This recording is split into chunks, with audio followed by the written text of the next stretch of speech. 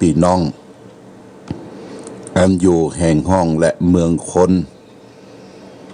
เปตวิสัยทั้งหลายที่ได้ปล่อยมานั่นก็เดินไปตามบ้านน้อยกองใหญ่บางทีก็ไปเข้ากำฝันที่ครูบาอาจารย์ที่มีกรรมฐานคัดเคร่งว่าได้ปล่อยมาแล้ว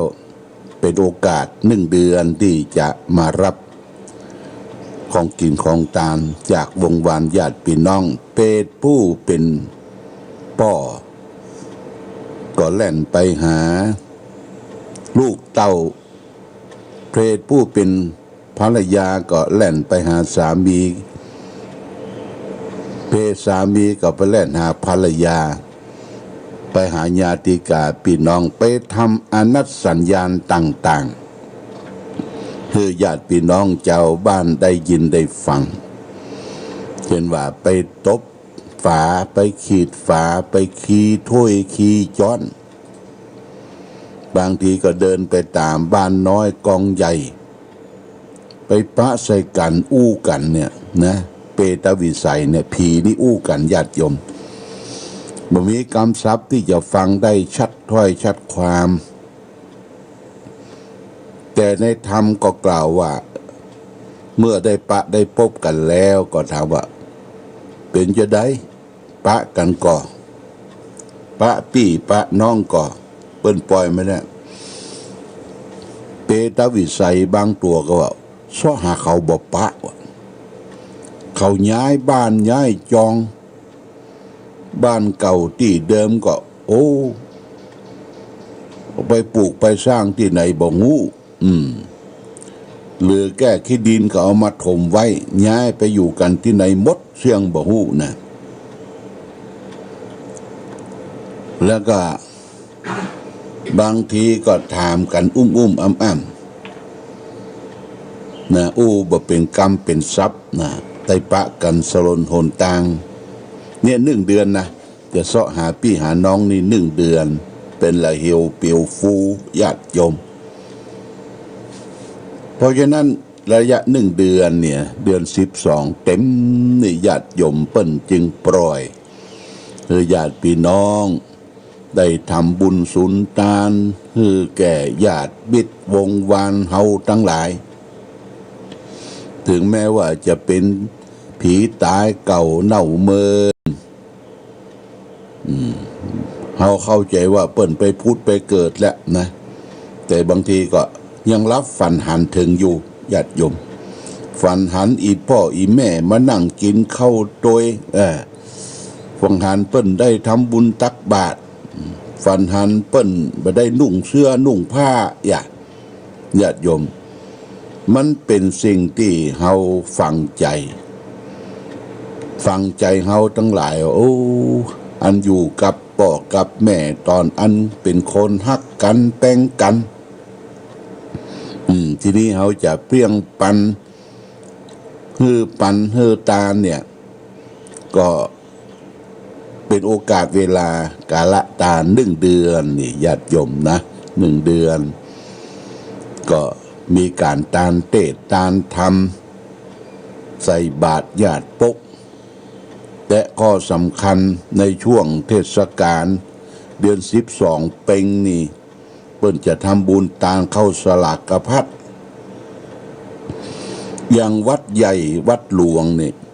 อย่างวัดพระธาตุหริพุนชัยวัดพระธาตุศรีจอมทองวัดพระสิงห์วรมหาวิหารนี่เปิ้นก็ตานใหญ่เนอะที่สลากที่ใหญ่ที่สุดก่อนการที่ผ่านพ้นมาเฮาก็ไปพอกันที่วัดพระธาตุหริพุนชัยทั่วจังหวัดเพิ่นจะมาร่วมกันตานสลากย้อมตานสลากโจกสลากต้นใหญ่ญาติโยมต้นใหญ่นี่บางทีมันใส่ยอดไปหลายหมื่นนะเปิ้นมาปักกันเนี่ยนะเอาปักเป็นยอดใส่เครื่องหัวครอบครัวใบบางทีก็มีเผียวตู้เย็นปุ่น ตู้เย็นโทรทัศน์เครื่องใจไม้สอยตุจตานคือ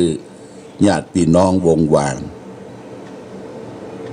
แต่ต้นใหญ่สลากโยกเนี่ยเพื่อก็จะเป็น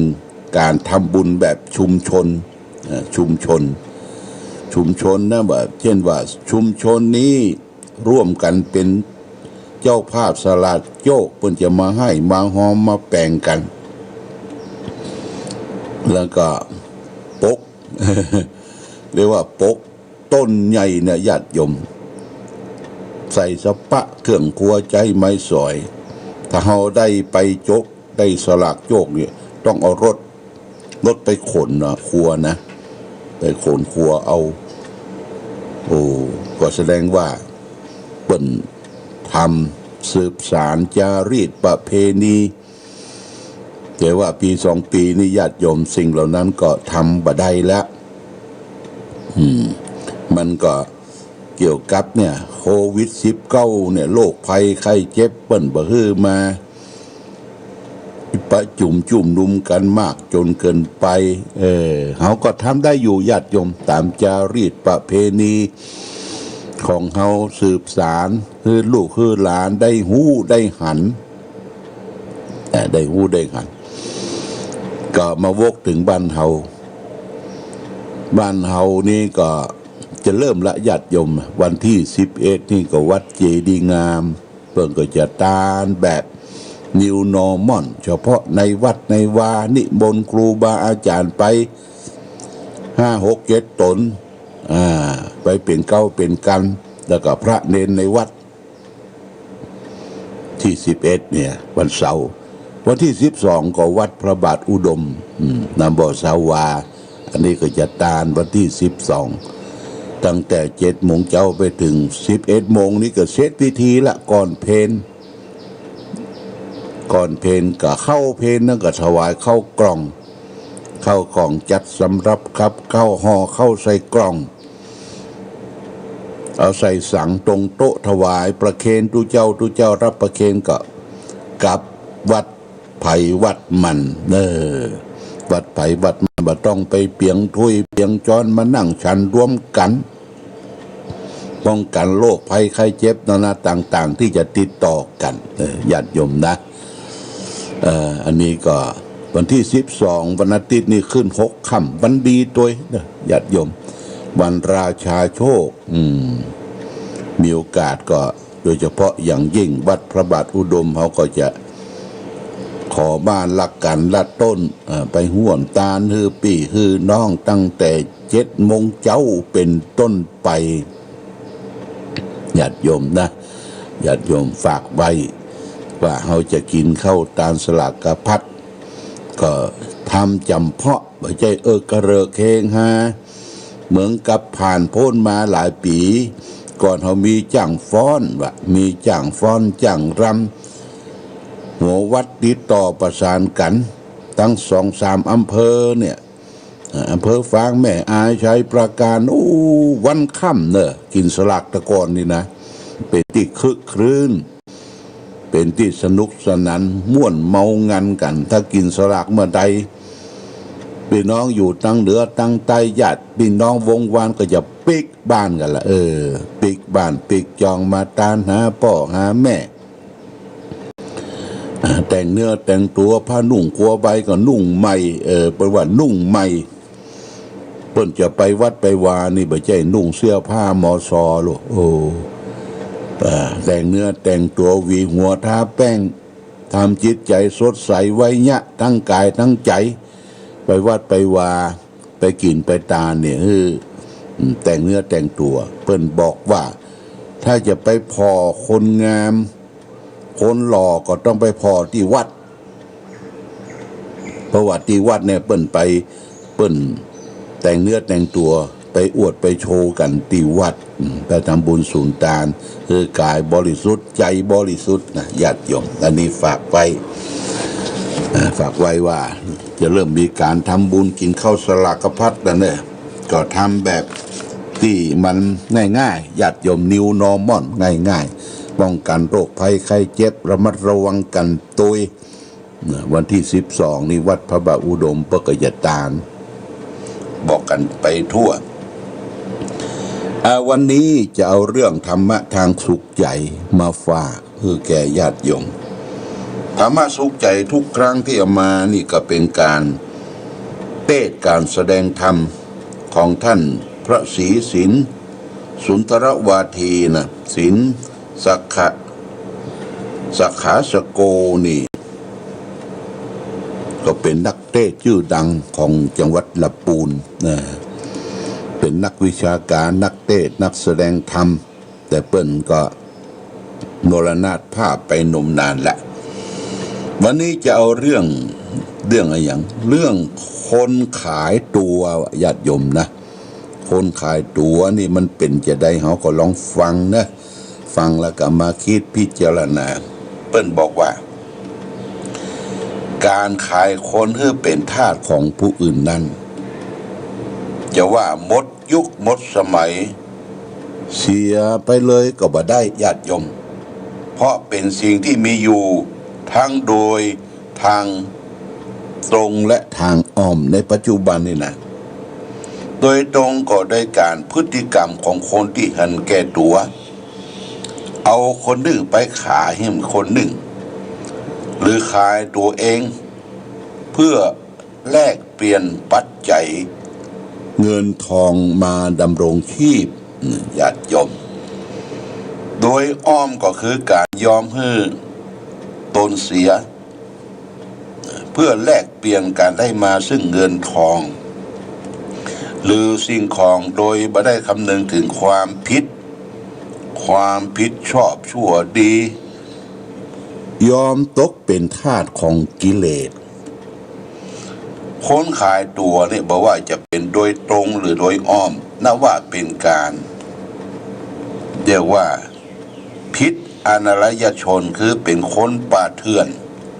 นะว่าได้ปล่อยตนให้ตกเป็นทาสว่าเป็นไทยแก่ตัว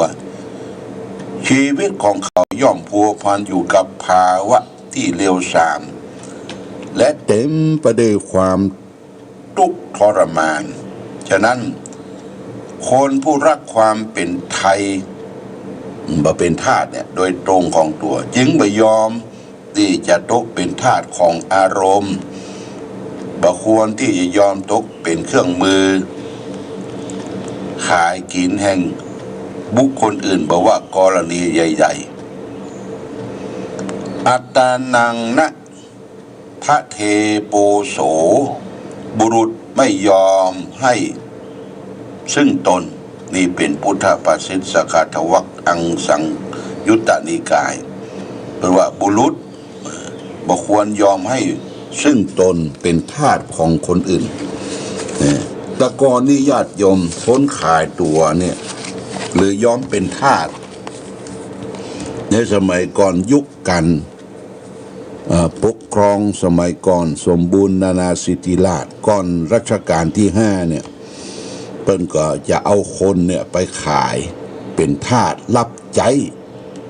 ในบ้านในจองของผู้ดีมีชื่อผู้มีอันจะกินนะก็เป็นทาสตลอดเพิ่นจะใจการใจงานบางทีก็ทำอย่างบ่ถูกกับอกกับใจของเจ้าของผู้ดูแลซื้อมาเป็นทาสก็บุบตีเขี้ยนทาสเหล่านั้นเป็นที่ทุกข์ทรมานแต่นั่นก็ดูเหมือนว่าเขาก็เป็นมนุษย์เป็นคนเหมือนกับเรามีความรู้สึกยินดีอยากได้ต้องการเหมือนกันหมดแต่ภาวะการที่เกิดมามันเกิดมาบัดเทียมเท่ากันนะญาติโยมตามหลักทางพระพุทธศาสนาก็ว่ามันเป็นกรรมมุนาวัตติโลโกสัตว์โลกย่อมเป็นไปตามกรรมบางคนถูกจองจำในสมัยก่อนนะถูกจองจำใส่โตรใส่ทวนใส่อย่างเนี่ยตายคำนั้นญาติโยมตายก็มีโทษมีแต่เพราะเป็นทาสนุเพราะเป็นทาสเป็นคนรับใช้สมัยก่อนเพราะฉะนั้นเมื่อรัชกาลที่5เปิ้นก็ พิจารณาว่ามนุษย์โลกเนี่ยมีความเป็นสัดส่วนเทียมกันมีความคิดความอ่านมีสติปัญญาทัดเทียมกันเพิ่งก็เลยเลิกทาสบ่ยอมที่จะมีให้การขายตัวก่อนนี้บัดญาติโยมเขาก็ได้ยินข่าวว่าเอาลูกไปขายลูกที่เป็นแม่ยิงเนี่ยเอาไปขายตัวได้เงินได้ทองมาก็เอามาแปลงบ้านแปลงจองคือพ่อคือแม่การไปขายตัวเนี่ยต้องทนทุกข์ทรมานเหมือนกับตกนรกต้องไปรับแขกรับผู้คนมาหาความสนุกสนานเนื้อหนังมังสังเนี่ยคนจะได้ก็มีมดญาติโยมนะจำเป็นต้องทนทุกข์ทรมานเพราะอยากจะได้เงินได้ทองบางทีก็ซ้ำไปหายติดโรคติดอย่างก็เลยตายไปอย่างก็มีญาติโยมนะเพราะฉะนั้นสิ่งเหล่านี้เปิ้นว่ามันผิดศีลผิดธรรมและผิดกฎหมายสำคัญที่สุดประเด็นนี้นะถ้าค้าขายมนุษย์นี่นะค้าขายมนุษย์ค้าขายคนผิดกฎหมายอย่างแรงค้ามนุษย์เนี่ยในศีลธรรมก็ว่าเป็นการค้ามนุษย์ผิดศีลผิดธรรมอันร้ายแรงค้าสัตว์ค้ามนุษย์ค้าอาวุธค้ายาพิษง้วนสารเดี๋ยวนี้มันเป็นสิ่งที่ผิดศีลผิดธรรมคำสอนของพระสัมมาสัมพุทธเจ้าเพราะฉะนั้นญาติโยมคำว่าไทยสระไอไม้มาลัยนี่นะทอทหารยอยักษ์ไทยแปลว่าอิสระเนี่ยไทยนี่แปลว่าอิสระอย่างเขาจะมอบอย่างฮื้อซิดฮื้อเขาได้เป็นอิสระละบ่เป็นทาสละเขาก็กล่าวว่าโอ้เป็นไทยละเป็นไทยละเป็นอิสระละเมื่อเป็นนี่เป็นศีลไผเนี่ยญาติโยมเราต้องไปถูกไผบังคับบัญชาอย่างต่างๆนี่ว่าอิสระหลังจากนั้นมานี่ญาติโยมนะรัชกาลที่7จึงพระราชทานรัฐธรรมนูญคือแก่พี่น้องปวงชนชาวไทยคือปกครองกันโดยประชาธิปไตยประชาธิปไตยนี่คือประชาชนจะได้เป็นปากเป็นเสียงเป็นใหญ่ในประเทศที่เขาอยู่อาศัยถึงวันเนี่ยเขามีสิทธิ์มีศักดิ์ที่จะได้อยู่ร่วมกันเรียกว่าเป็นประชาธิปไตยไม่ใช่อัตตาธิปไตยนี่ก็คือการปกครองด้วยอำนาจคนเดียวญาติโยมนะอำนาจคนเดียวการปกครองในระบอบเผด็จการเนี่ยเผด็จการนะที่ไปยึดอำนาจเปิ้นมาบ่ฮื้อประชาชนได้มีปากมีเสียงบ่ฮื้อได้ไปจ่อมบัตรจ่อมเบอร์บ่ฮื้อได้ไปเลือกผู้แทนของเฮาทั้งระดับท้องถิ่นก็ตั้งแต่เทศบาลปตเนี่ยหรือพ่อหลวงบ้านกำนันเนี่ยนะญาติโยมเฮามีสิทธิ์มีศักดิ์ที่จะเลือกผู้แทนของเฮาเรียกว่าระบอบประชาธิปไตยประชาชนมีสิทธิ์มีศักดิ์มีเสียงเมื่อใดถ้าบ้านเฮาเมืองเฮามีการปกครองโดยการยึดอำนาจของประชาชนเช่นว่าฮือประชาชนได้มีปากมีเสียงเป็นเจ้าของประเทศมันก็จะเดือดร้อนโกลาหลวุ่นวายอย่างเฮาและท่านทั้งหลายได้หันเปิ้น